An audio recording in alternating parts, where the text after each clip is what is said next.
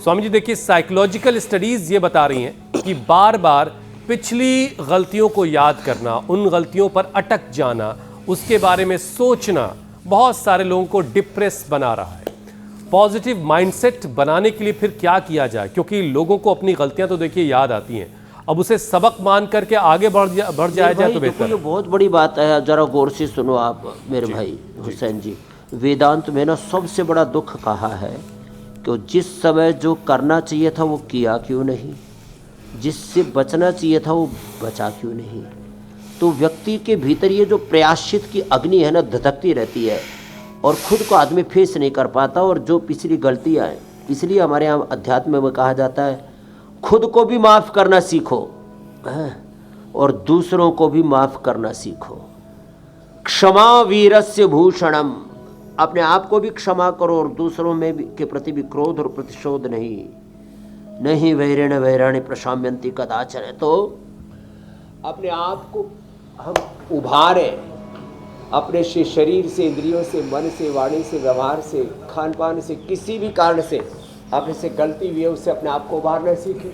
ये बंदूक आसन के बाद ये शशकासन, ये बड़ा अच्छा है स्ट्रेस से उभारने के लिए, दुखों से अपने आप को उभारने के लिए।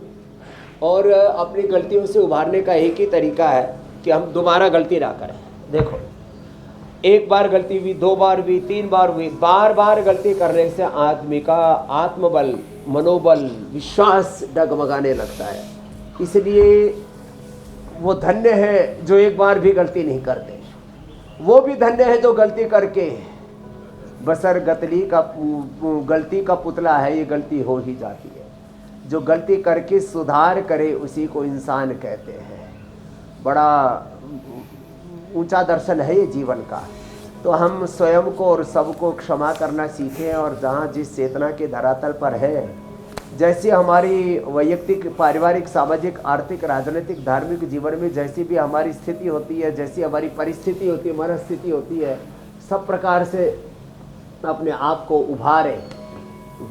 हार से भी सीखें, जीत में हम डगमगाए नहीं, उसमें भी अपना आपा ना खोए।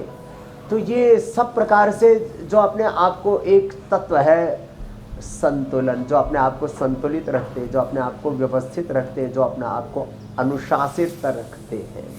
अतः योगानुशासन, यही अनुशासन योग है और इसी से जीवन में इंसान आगे बढ़ता है। तो देखो, जब ऐसे गलतियां हो और उनका परिष्कार कर लें तो फिर धीरे धीरे हमारे भीतर योग तत्व, देवत्व, ऋषित्व, ब्रह्मत्व, नर में नारायण, पुरुष में महापुरुष, जीव में ब्रह्म घटित होता है। ये जीवन के विकास का क्रम है। इसलिए भूल चूक जीवन में हो, व्यापार में हो, तो बोलते हैं ना भूल चूक लेनी देनी है भाई। उसको पीछे का जो बीती ताही बिसार दे, आगे की सुध ले।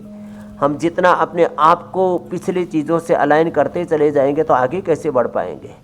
तो इसलिए किसी भी प्रकार की भूल हुई और कितनी बड़ी भूल हुई हो, उस भूल को भूल करके हम आगे की सुध लें, आगे अपने आप को इतना उभार लें जी। ऐसे सैकड़ों चीज़ें छूटती चली जाएंगी। सब बीमारियां, सब बुराइयां, सब दोष, अविद्या, अस्मिता, राग, द्वेष, अभिनिवेश, मद मत्सर, सब रोग, विकार, क्लेश सब छूटते चले जाते हैं। और यही साधना है, इसलिए योग को साधना बोलते हैं। ऐसे साधो, और जो ऐसे अपने आप को साध लेते हैं, मंडूकासन, योग मुद्रासन, अर्धमत सिंद्रासन, वक्रासन, गोमुखासन करते हुए ऐसे हम साधते रहते हैं, लोगों को दुखों से, रोगों से उबारते रहते हैं। यहाँ सब बैठे हुए, इन्होंने बड़े बड़े रोगों से, मनोहर जी ने, कुणाल जी ने, अभिषेक जी, राहुल जी, शिवकरण जी, अंजलि, जितेंद्र, ये गुण बात है स्वामी जी कि खुद को उबारना आना चाहिए।